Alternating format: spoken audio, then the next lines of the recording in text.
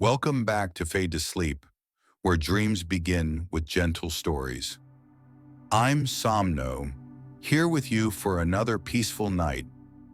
Tonight we'll wander through mist-covered forests and step into an ancient legend, but not one of grand heroes. This story belongs to the small creatures, the ones often forgotten. It seemed as though all the great wonders had ended when the ring was destroyed, that the grand tales of heroes, of shadow, of magic had faded into legend. But have you ever wondered what happened after? When Middle-earth slowly fell into slumber, was there still a story left untold? Tonight, I'll take you back to the distant eastern shores, where the last mysteries lie quietly beneath the mist and moonlight. A land once sung about in ancient songs. A young man who heard the whispers of things long forgotten. Let the wind guide you now. Long ago, when the white towers of Minas Tirith still caught the blazing light of the sun, there was a sea to the east known as Ramana, a once bustling port of Numenor, full of sails and legends. But time, like waves crashing against stone, had slowly erased all voices and laughter from that place. People no longer spoke the name Ramana, only the wind remained, and sightless statues staring toward a dead horizon. On an autumn afternoon, Elarion set foot on this forgotten land. He was a young man, tall and slender like a growing cypress tree, his dark hair tousled by the sea breeze. In his hand was an old canvas bag, carrying a few notebooks, an oil lantern, and one final letter from his father, Orildus the scholar, who had vanished here 10 years ago on a journey with no return. If the wind still blows in Ramana, you will understand.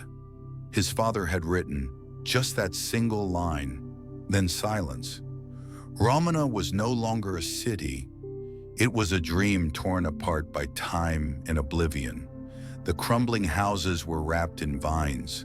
The stone steps leading to the sea had collapsed, leaving behind only vague stone pillars, like the teeth of some ancient whale breaking through the sand. The sea was not blue but a pale gray, and the sky hung heavy like a wool blanket soaked through. Elarion pitched his small tent at the base of a large rock beside the ruins of what had once been a memorial statue.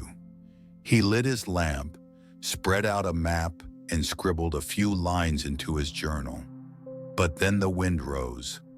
It was not like the wind of Gondor. Romana's wind breathed. It slipped through cracks in the stone like a distant song, with echoes faintly resembling a human voice. At first, Elarion thought he was tired, imagining things, but the more he listened, the clearer it became. Arundel. That name echoed through wind and wave, not loud but persistent, like a lullaby repeated over and over, as if the sea remembered someone. Elarion shivered, not from fear, but from a strange sense that someone was there, both unfamiliar and known. He stood, walked slowly out to the rocky shore, where the waves broke into shadow. Before him, the sea was like a shattered mirror.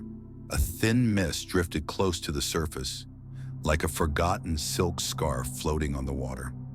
No ships, no seabirds, only silence, as if the whole world were holding its breath. And then, in that moment, the wind changed. From the east, from where the sun once rose, a chill breeze brushed the back of Elarion's neck. He felt a strange sound slip into his ear, not from outside but from within. A whisper, ancient and soft. Listen, blood of the light. Elarion spun around. No one. Just a thin wisp of smoke fading from his lantern inside the tent. But at the edge of the rock where he had just stepped, something had changed. A shallow hollow in the stone, perfectly round, as if someone had sat there for a very long time, for many years. Moss had grown around the shape, but in the center, the stone was smooth, untouched by dirt. Elarion placed his hand on it. The stone was cold, but not damp. It felt like touching a page yet unwritten, waiting for its first line. That night, he slept lightly. In his dream, he saw a lantern drifting in the depths of the sea. The light was a soft blue like a mother's lullaby from long ago. And in that light, his father stood with his back turned, drawing across the surface of the water with his finger. Elvish letters hovered briefly, then vanished. The wind whispered into Elarion's ear one word: Arundel. When Elarion awoke, the sky was bright, but the wind was still whispering. The next morning, as the first light of day filtered through the gray mist, Elarion stepped out of his tent, notebook in hand, his curiosity still sharp after the dream that had stirred him. The wind still blew, but softer now, like it was hesitating before telling a story. The sea was still, the sky empty, and it was this silence that caught Elarion's attention. In Gondor or any other port, the first thing you'd see near the sea were seabirds, but here, not a single bird had crossed the skies of Romana. He had been here over a day, and yet no cry, no white wings dancing over the waves. Elarion climbed the crumbling stone steps, leading to a high ridge overlooking the harbor. Broken pillars lay scattered, some covered in wild grass and moss. On a cracked stone wall, he spotted a faint line of Elvish script, nearly wiped away by time. He brushed off the dust and copied what he could still read. Those who once flew over this place sent their songs to the sea. But since the wind ceased, they have not returned. The words gave Elarion a chill, not from cold, but from the eerie sense of being watched from afar, quietly, like the wind slipping past a collar. He continued on to the old lighthouse, a leaning structure of gray stone perched on the cliff's edge. Though decayed, the tower still stood like a finger pointing upward at a sky long asleep. Along the way, he came upon an old man resting against the trunk of a fallen tree. Thin as driftwood, hair and beard tangled, eyes clouded, but strangely bright. "You are a child of the wind," the old man murmured when he saw Elarion. "What did you say?" Elarion asked, surprised by how accurately the words echoed the feeling he'd carried. "The wind never forgot this place, but no one hears it anymore. Only those who carry old memories can understand its whispers." His voice was like a dry leaf, brittle and thin. Elarion sat beside him. "What do you know about Romana?" The old man didn't answer right away. He gazed out to sea, then closed his eyes as if listening to a song only he could hear. "Long ago, when ships still returned from the east, I was the one who lit their way. Each night I'd hear the birds, the creaking of sails, the laughter of children. But then one day, the sea fell silent. Not because it died, but because someone made it sleep." "Sleep?" Elarion echoed. "Not all memories should be awakened, child of the wind." The old man looked deep into Elarion's eyes, then chuckled softly, like waves brushing against stone. Those words stayed with Elarion long after the man vanished into the mist curling down the slope. He climbed the lighthouse. The wooden door had rotted, its hinges bent and rusted. Inside was a spiral staircase of stone, crusted with salt and sand. At the top, there was nothing but charred wooden beams and the sour scent of old seaweed. But in the center of the lantern room, beneath the dust and debris, a section of the floor glinted, a metal hatch, unlike the surrounding stone. He tugged gently on a rusted ring. A small door sprang open, revealing steps descending into darkness. Elarion's heart pounded, whether from fear or some deeper knowing, he couldn't tell. He lit his oil lamp and stepped down. The chamber below was simple, a single stone table, and at its center, a cylindrical glass case. The glass was cracked but still intact, containing a tightly rolled scroll, made from a material that looked almost translucent, like hardened wax. Carefully, Elarion removed the scroll. Under the lamplight, no writing could be seen, just a pale, hollow shape. But when he extinguished the flame and let the dim light from the cracks above spill in, words began to appear like smoke, curling and shifting. Then they were gone, vanished as if they had never been. Elarion gripped the scroll tight, as if holding the first breath of a dream about to wake. He didn't know what to do next, but something deep inside whispered, "Wait for the moonlight." Night fell slowly over Romana. The sun sank behind a veil of thin clouds without leaving even a trace of orange. Only a pale ash-gray hue spreading across the sky, as if day and night were entangled in a dance no one wished to witness anymore. Elarion sat outside the crumbling lighthouse, still holding the scroll that shimmered like glass in his hand. He had tried everything, shining it under his lamp, near fire, even using the radiant glowstone he packed for emergencies. But the ghostly letters only ever appeared in fleeting flashes before vanishing like smoke. It was as if the scroll only lived when touched by moonlight. And then the moon rose, full, wide, and cold, like a silent eye in the sky, casting its silver glow over Romana. In that moment, the wind shifted again, this time blowing in from the sea, carrying with it the scent of salt, seaweed, and something older, a whisper of a memory that had no name. Elarion laid the scroll on a flat stone where the moonlight struck most clearly. And instantly, the letters began to appear. They were not in any common tongue. The elvish script curled and shimmered across the scroll as if alive, burning faintly with a soft, blue glow, not inked, but smoldering. He began to write. The letters emerged line by line, piece by piece. On the 10th night after the wind ceased, the first birds did not return. The lighthouse keeper wrote his final words by moonlight, "For only the moon does not betray. Whoever reads these words, seek the eyeless statue, where its shadow points at the hour the wind returns. There, the old path will open." Elarion stopped writing. The eyeless statue. He immediately remembered the broken sculpture at the base of the rock where he'd pitched his tent that first night.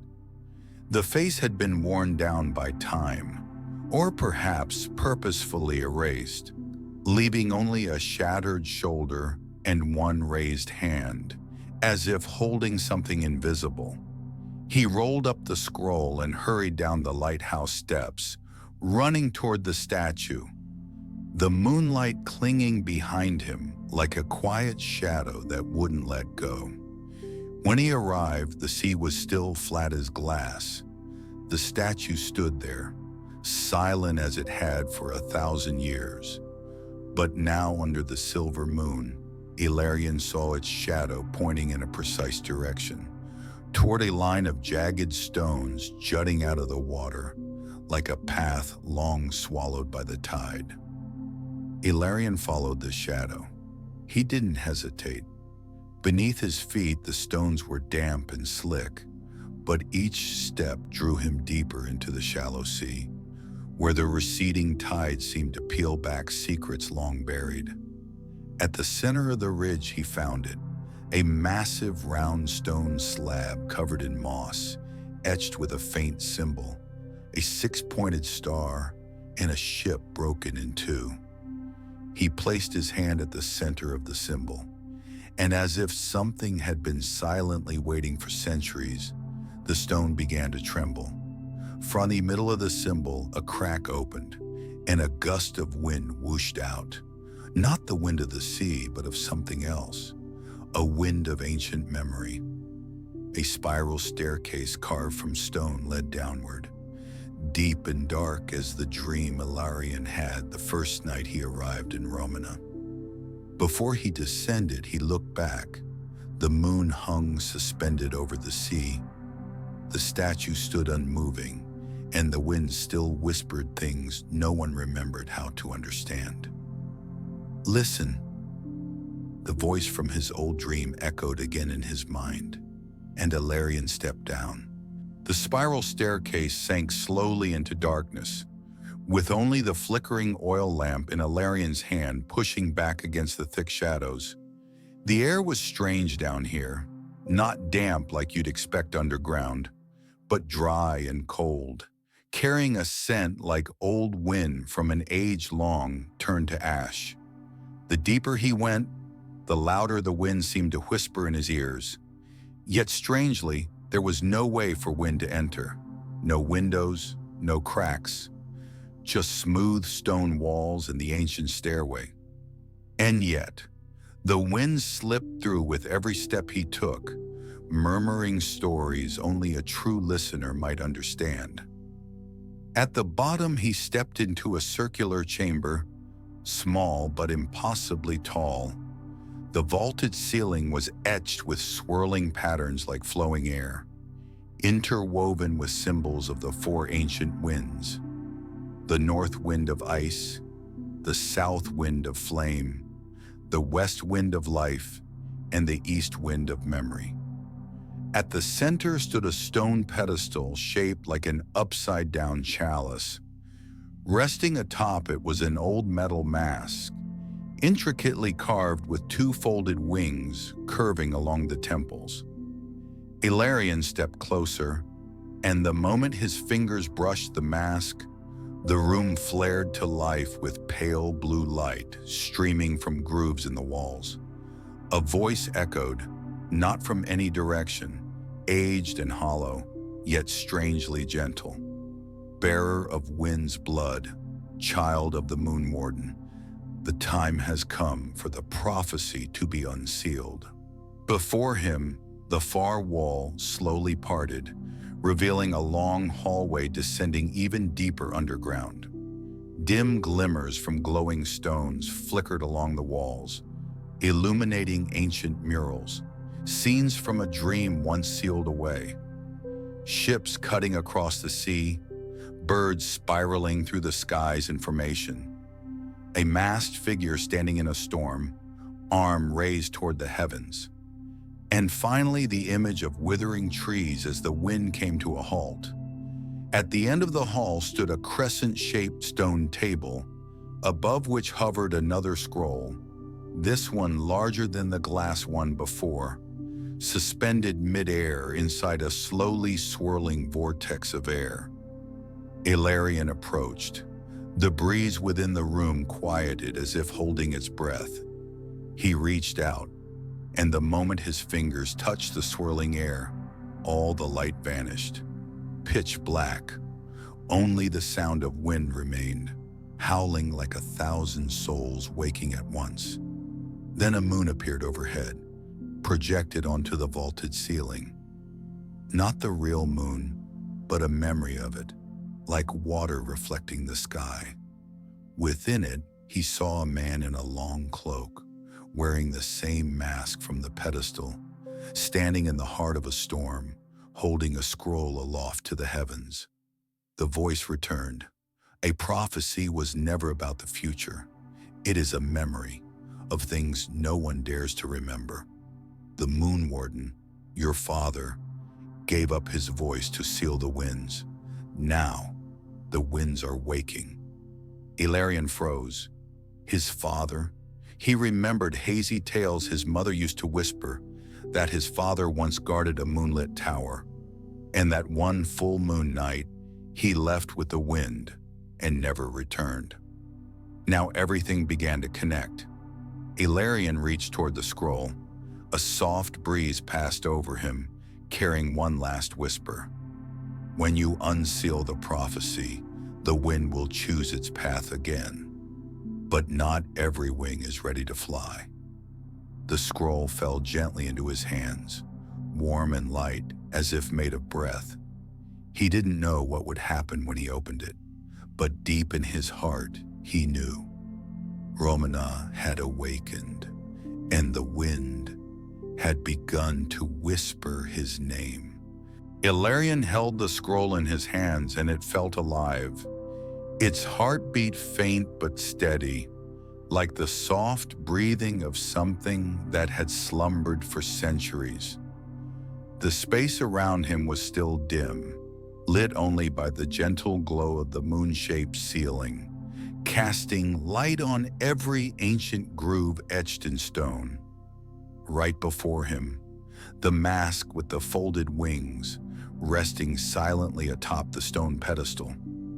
He stepped forward, hands trembling as he reached for it. The moment his fingers touched it, a cool wave spread outward, not piercing like ice, but soft, like the first breath after a long dream. It wasn't metal, it wasn't stone. The mask felt as though it had been forged from moonlight and wind, cold but not heavy, thin but unbreakable. Suddenly, the ground beneath him quivered. Symbols carved into the walls began to glow. One by one, lines of ancient elvish script shimmered into view, each like the heartbeat of something old awakening once more. A voice rang out, not the old, worn one from before, but younger, though distant all the same. The mask is not a shell, it is a path. He who wears it does not become someone else, but becomes who the wind remembers. Elarion hesitated. He had never thought of himself as someone important. Not a warrior, not a sorcerer, not of royal blood, just someone who listened to the wind. But when he placed the mask on his face, all sound vanished. Only the wind remained, not wind from the outside, but from within. It swept through his thoughts, his blood, his forgotten dreams. And then he saw it, a memory not his own, but his father's. The man wearing this very mask, standing atop the Tower of Moonlight, arms outstretched amidst a raging storm, as people below scattered in fear. He didn't shout, he didn't plead, he simply took a long, quiet breath, and the wind stopped. No more thunder, no more storm, just silence, so deep it hurt. Then he vanished, as if the wind had taken him away. The memory dispersed like smoke. Elarion fell to his knees gasping, but the echo of the wind still pulsed in his chest. Before him, the stone table opened. Inside was a softly glowing spiral stone. The first breath. The wind circled him now, gathering, waiting for him to reach out. Once more a whisper echoed, no longer foreign. You can awaken the wind, but once the wind rises, it listens to no one. You can seal it again, but to do so, you must forget your name. Elarion looked up, his eyes locking with the gentle glow of the spiral stone.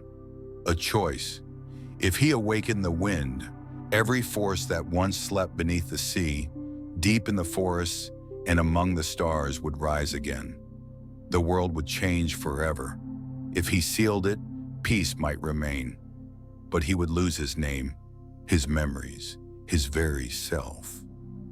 Elarion reached out and placed his hand on the stone. The moment Elarion's fingers touched the glowing stone, it was as if an invisible wave swept over him. Not like a storm crashing in, but so light, so impossibly delicate, that it unraveled his senses into a state of perfect stillness. No heartbeat, no breath, only wind. A whisper-thin current brushed the back of his neck, slid down his spine, and drifted into his mind like a memory that didn't belong to any time. When he opened his eyes, the wind vault was gone. He stood at a crossroads. On one side, an endless plain under a clear sky, wind dancing gently over grass. Far in the distance, misty hills rolled like waves, where creatures of wind glided gracefully, half seen, leaving trails suspended in the air. The path was serene, still, with no end in sight. On the other side, a windswept forest shrouded in gray. Ruins lay scattered like broken bones, and in the farthest shadows, a shattered tower leaned amidst thunder and cloud. Yet from its heart came a bird's cry, sharp, high, and heartbreakingly alive. Elarion stepped onto a small stone dais at the center of the crossroad. Carved into it were two symbols. To the left, a curled leaf caught in the breeze, the mark of stillness, of sealing of peace. To the right, a pair of wings spread wide, the mark of awakening, of freedom, and chaos. And then a voice, not the gods, not memories, his own. If I choose peace, I will live quietly, but all that I've seen, the wind, my father, the scroll, the mask, it will all fade like a dream. If I choose awakening, I will become the one who brings the wind back, and the world will change. It will never be the same. He looked to both paths. Neither was easy, neither perfect. And then the bird cried again. This time not just a sound. A small white bird, its feathers like woven clouds, fluttered down before him. It didn't look at him. It looked through him, straight into his soul. It sang once, and in that song he heard a whisper. Your name, Elarion, means the one chosen by the wind. The wind does not choose silence. It chooses to rise or to vanish. Elarion reached out his hand. Night falls over the ancient land of Ramana.